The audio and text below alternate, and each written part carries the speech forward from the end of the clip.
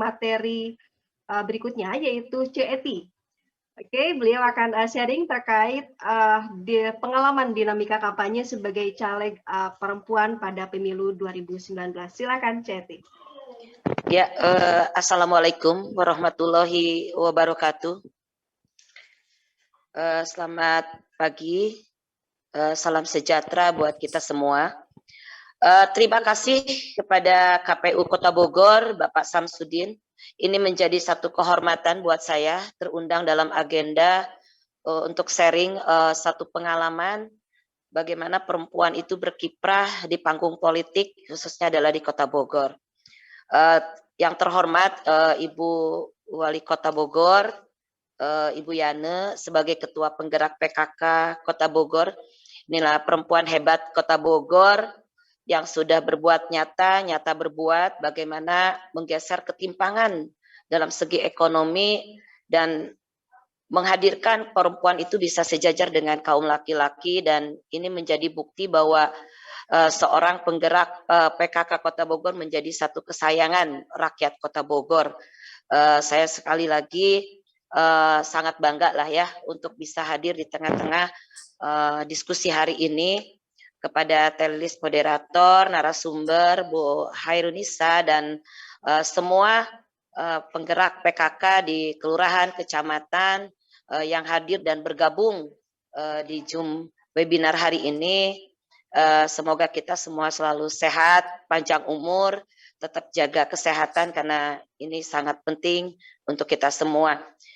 Yang ingin saya paparkan masalah untuk demokrasi di dalam arena konstitusi yang sudah disiapkan 5 tahun sekali, baik itu adalah pileg, baik itu adalah pilkada atau pilkup. Bagi panggung perempuan itu dibuka ruang dan kesempatan oleh negara bahwa arena itu boleh diisi oleh perempuan, yang kita juga tahu bahwa 30% adalah sesuatu undang-undang atau ketentuan yang bisa kita manfaatkan, bahwa ini sudah membuktikan bahwa negara kita sudah memberikan satu panggung atau ruang kesempatan bahwa negara itu kalau perempuannya bisa ikut di dalam arena pertarungan tersebut, sejogjanya hadirnya perempuan dalam politik menjadi satu simbol bahwa negara tersebut sudah menjalankan demokrasi yang secara utuh dan memberikan ruang itu.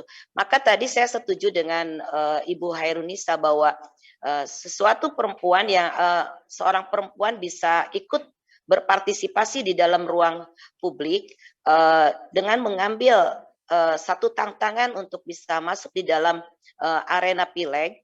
Ini menjadi satu yang harus kita berikan ruang. Perempuan di Kota Bogor juga harus bisa untuk bisa memberikan bukti bahwa perempuan itu bisa sejajar.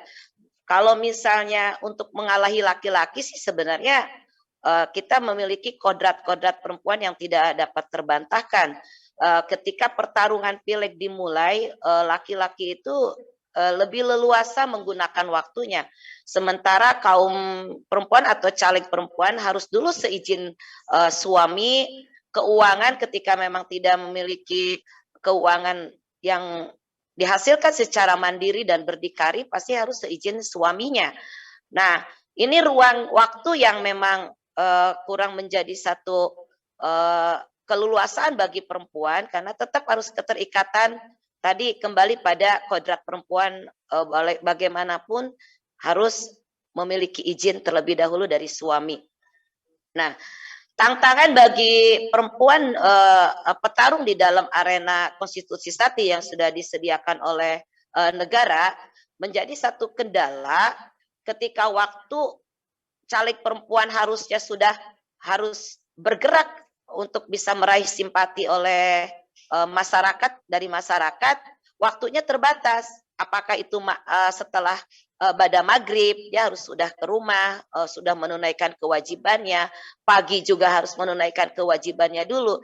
Sementara ruang gerak laki-laki lebih leluasa, kampanye mau sampai malam, mau sampai nanti mulainya subuh lagi, kan nggak ada persoalan.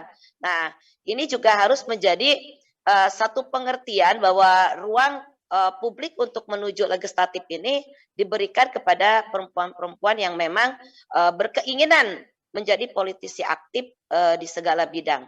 Kenapa harus dikasih ruang? Karena ketika perempuan itu ada di dalam parlemen, artinya bisa ikut andil mengambil satu keputusan atau kebijakan yang pro kepada perempuan.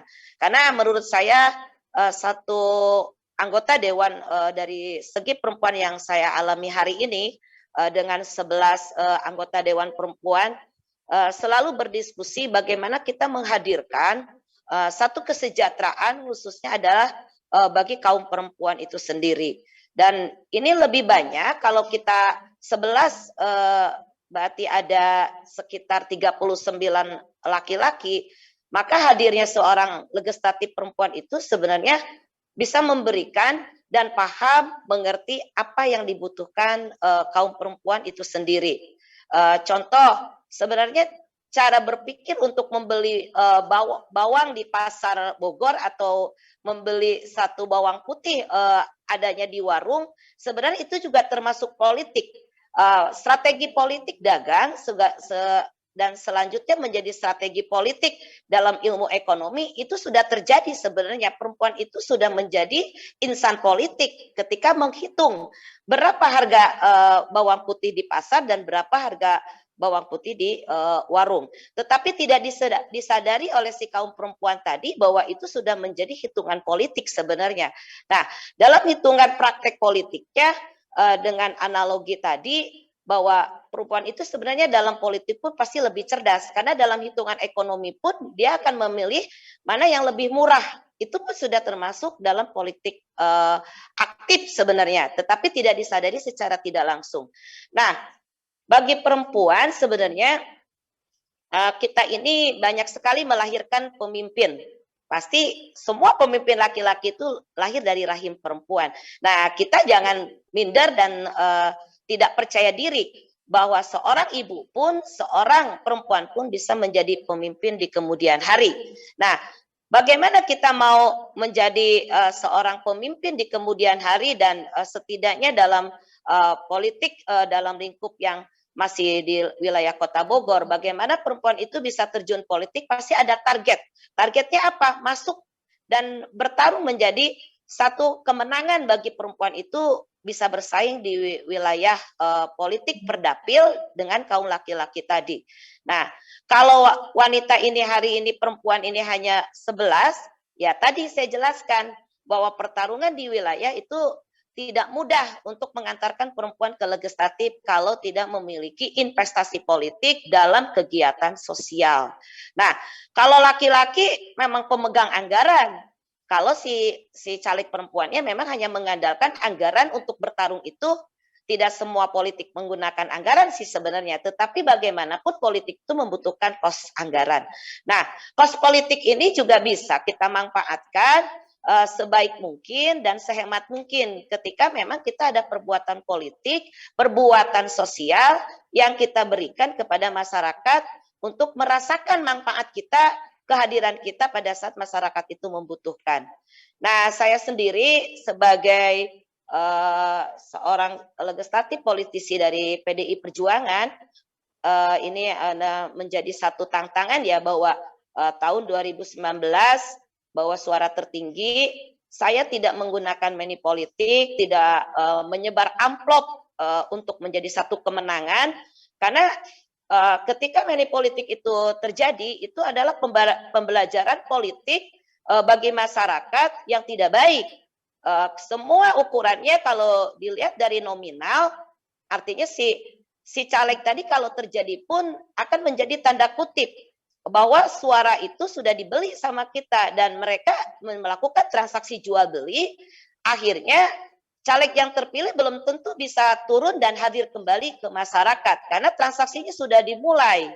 Kalau tidak ada transaksi, dia akan tidak terpilih, ada transaksi terpilih. Tetapi saya membuktikan bahwa di wilayah dapil saya sendiri, tidak semua kaum perempuan suaranya dapat dibeli. Dan itu saya bangga sekali sebagai caleg perempuan yang terpilih tanpa menggunakan satu transaksi amplop. Kan nanti kita juga citranya jadi jelek kalau misalnya kita terpilih karena hanya gara-gara isi amplop. Dan saya memberikan kepada edukasi masyarakat bahwa suara perempuan itu adalah penentu, baik di pileg, pilkada, baik di pilkub, baik di pilpres. Tapi suara itu harus memiliki nilai jual yang tinggi, tidak sangat murah untuk 5 tahun ke depan dan menderita 5 tahun ke depan. Perbandingannya, apakah masyarakat lebih bisa memanfaatkan uang isi amplop yang tidak seberapa dengan hari itu habis, atau memang membutuhkan program-program dari caleg yang dia pilih secara emosional dekat. Bukan pada saat kita bertarung itu, satu saat kita butuh suara baru turun, ketika kita sudah duduk menikmati jabatan wakil rakyat, akhirnya kita terlalu diam. Akhirnya pertarungan itu nanti di kemudian hari akan dikalahkan oleh laki-laki. Karena lengahnya kita menjaga konstituen kita dan suara yang diberikan kepada kita sebagai amanah di pundak kita sendiri. Nah, bagaimana kita juga berkiprah setara dengan caleg atau dewan di legislatif, kita harus bersuara juga, terukur, terarah dalam hitungan by data. Kalau misalnya tidak bicara by data, kita akan mengacu kepada unsur fitnah. Nah, walaupun anggota dewan itu memiliki imunitas bahwa parlemen itu adalah bersuara juga tetap harus terukur. Kalau tidak terukur, tidak by data, kita akan diserang balik bahwa kita tidak memiliki satu pemikiran di mana kita asal bunyilah asbun. Nah, ini menjadi satu himbauan, menjadi barometer. Tidak selalu perempuan itu bertarung harus menggunakan uang, tetapi bekerjalah secara nyata, berbuatlah dan hadirlah pada saat masyarakat membutuhkan kita dalam hak dasar rakyat. Salah satunya adalah tentang kesehatan, tentang pendidikan putra-putrinya dan pendidikan ibu itu sendiri. Karena gen perempuan itu sangat 90% diturunkan, bahasa ibu diturunkan kepada putra dan putrinya. Nah, ini tidak harus menjadi perempuan yang sangat menjadi perempuan pesolek dengan segala pernak-pernik perempuan, tetapi perempuan itu justru dibutuhkan perempuan yang smart, pemikiran yang modern, tetapi tetap bisa mengedepankan budaya-budaya lokal atau nasional bangsa kita sendiri untuk bisa mengenal budaya di wilayah ketika kita turun.